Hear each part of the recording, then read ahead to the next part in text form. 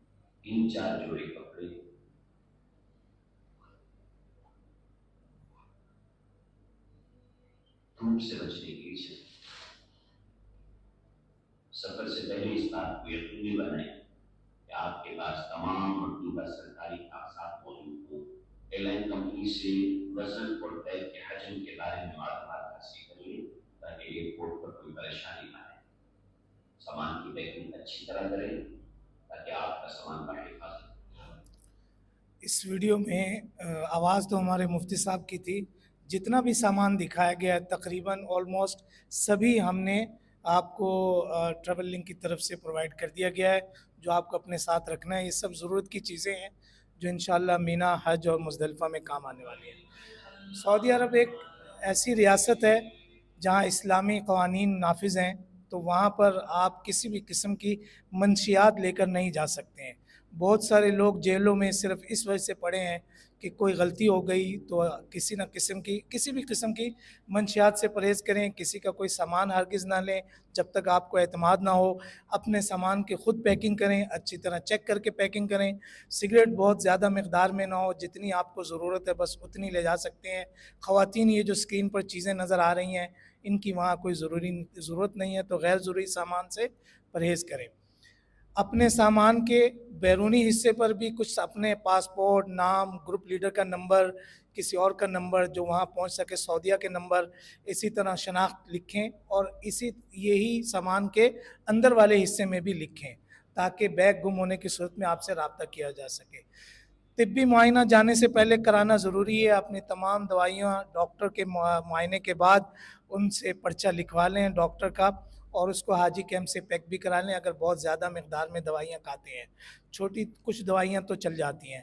Influenza کا injection جانے سے پہلے ویکسینیشن آپ نے کرا لی ہوگی، یہ کارڈ آپ کے پاس ہونا چاہیے۔ اکثر وہاں پر ایک ریشز بہت ہو جاتے ہیں، عمرے میں چونکہ چلنا بہت ہوتا ہے، حج میں چلنا بہت ہوتا ہے، تو لوگوں کو چلنے کی عادت نہیں ہوتی ہے تو ریشز ہو جاتے ہیں۔ اس حوالے سے یہ جو دوائی ایک اسکرین پر آ رہی ہے، یہ اپنے ڈاکٹر کے مشورے سے کچھ بھی لے سکتے ہیں۔ اس حوالے سے بھی یہ تکلیف چونکہ کامن ہے، ہر ایک کو پریشانی آتی ہے، مرد ہو یا خواتین ہو، تو اس کے لیے بھی ایک چھوٹی سی ویڈیو ہے۔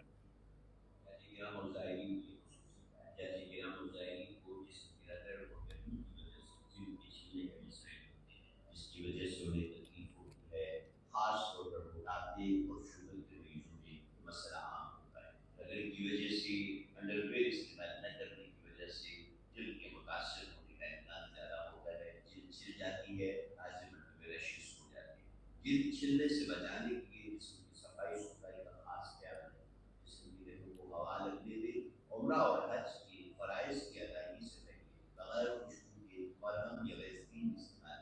عمرہ اور حج ختم ہوتے ہی نیا اور صاف استعمال کریں۔ اب آپ جانتے ہیں کہ حج عمرہ یہ ایک مشقت والی عبادت ہے، تو آپ کو چلنے پھرنے کی پریکٹس ہونی چاہیے۔ روزانہ پیدل چلنے کی پریکٹس کریں، کم از کم جانے سے پہلے آپ کو 5 سے 7 کلومیٹر چلنا کی پریکٹس ہو۔ اس کی وجہ یہ ہے کہ پہلا عمرہ جو ہے وہ تقریباً 7 کلومیٹر کا ہوتا ہے۔ طواف صحیح سب ملا لیں، اور اگر نیچے کریں تو 7 کلومیٹر کا ہے، لہٰذا روزانہ خوب چلنے کی عادت بنائیں۔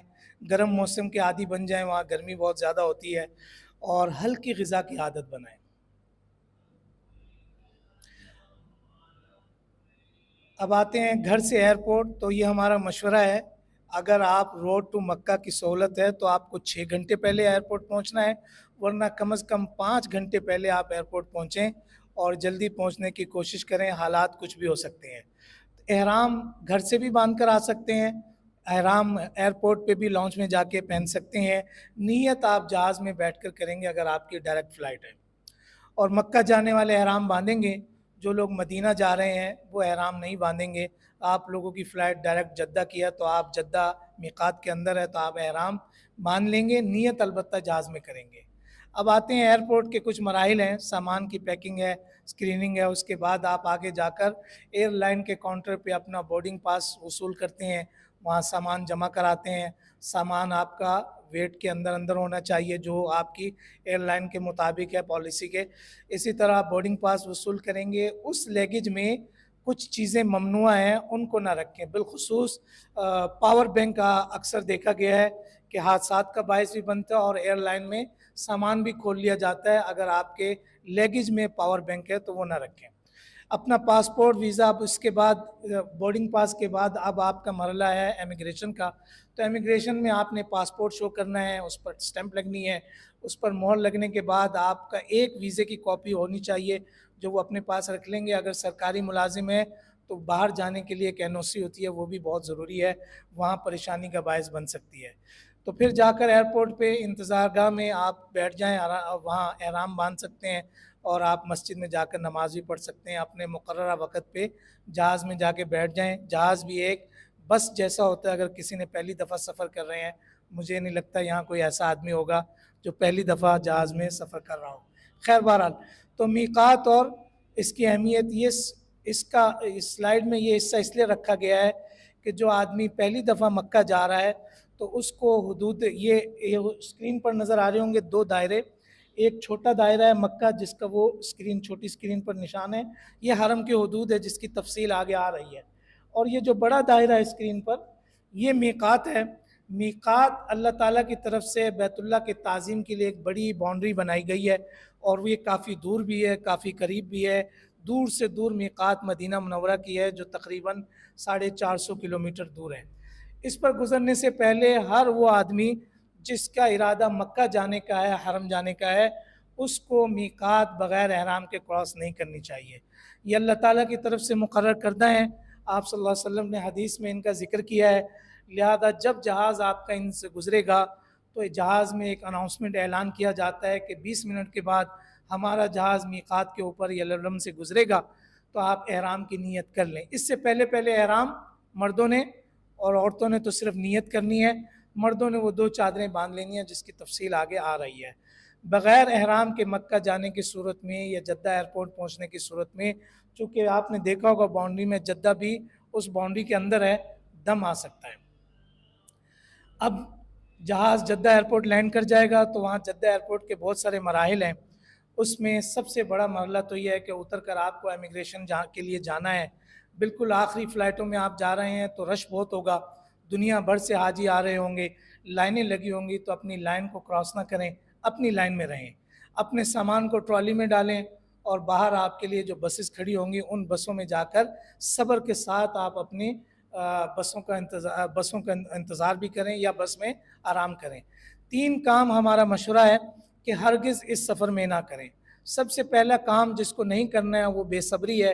یہ بے صبری ہے کہ بس بار بار آ کر گروپ لیڈر سے یا مفتی صاحب سے یا آرگنائزر سے یہ پوچھنا کہ یہ بس کب چلے گی۔ بھئی جب چلے گی جب ڈرائیور چلائے گا، اور ڈرائیور تب چلائے گا جب سعودی اس کو الاؤ کریں گے۔ تو جہاں ہمارا بس ہی نہیں چلتا، ہم بس کا پوچھ کر کیا کرنے والے ہیں؟ تو سعودیہ میں ہم کہتے ہیں نہ بس چلتی ہے نہ بس چلتا ہے۔ تو آپ نے وہاں پر صبر کا مظاہرہ کرنا ہے اور بے صبری ہرگز نہیں دکھانی ہے، اس سے کچھ حاصل نہیں ہونے والا، بس پھر بھی اپنے ٹائم پہ ہی چلنی ہے۔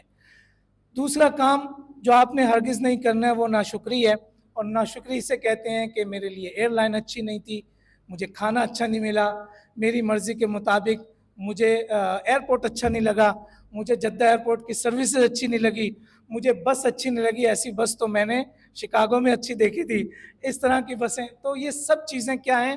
یہ ناشکری ہیں، ان کا تعلق ناشکری سے ہے، اللہ ناراض ہو جائیں گے۔ اس سے بڑا شکر گزاری کیا ہے کہ اللہ نے آپ کو اس دور میں بلا لیا جبکہ بہت سارے حاجیوں کا دل دکھا ہوا ہے، اس وقت وہ حج پر نہیں جا رہے ہیں، 5 لاکھ دنیا بھر سے، اور ان میں ہم بھی ہیں 67,000 کے لوگ بھی۔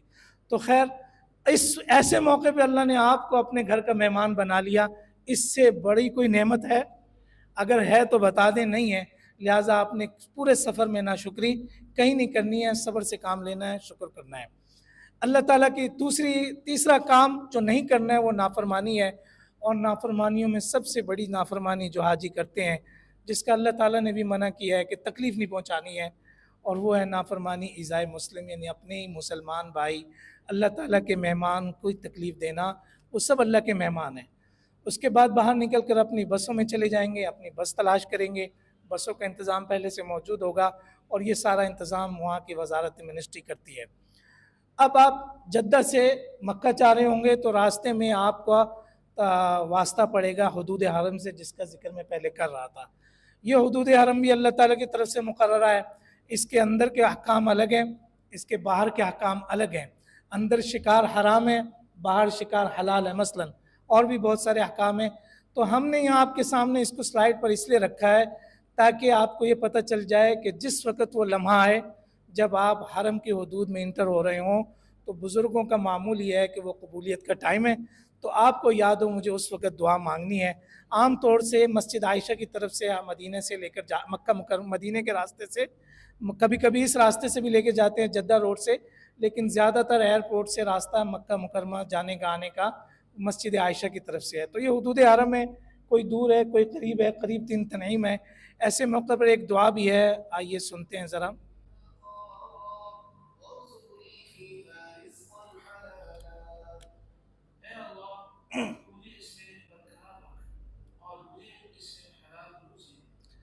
اگر یہ دعا نہ یاد رہے تو کوئی بات نہیں ہے، آپ کو ہاں وہ اچھا ہو تو یہ جو پیپر آپ کے ہاتھ میں ہے، تمام دعائیں اگر اسکرین پر چلی گئی ہیں، پریشان ہونے کی ضرورت نہیں ہے۔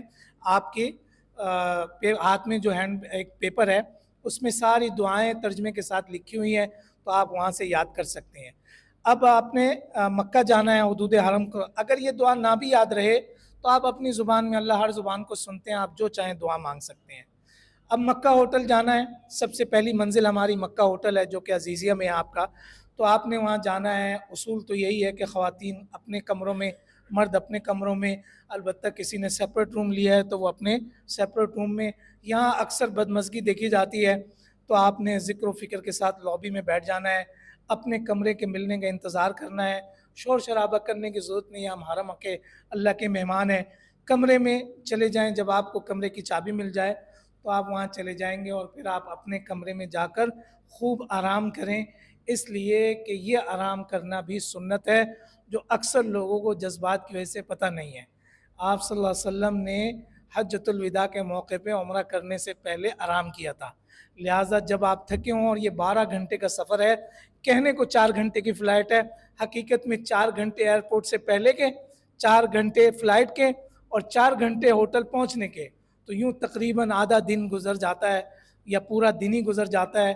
تو آپ جب تھک جائیں گے تو ایسی تھکاوٹ کی حالت میں حرم جا کر عبادت کرنے کا بالکل مزہ نہیں آئے گا. آپ پہلے خوب آرام کریں، تازہ دم ہو، پھر حرم جائیں. اب اگلی سلائیڈ سے پہلے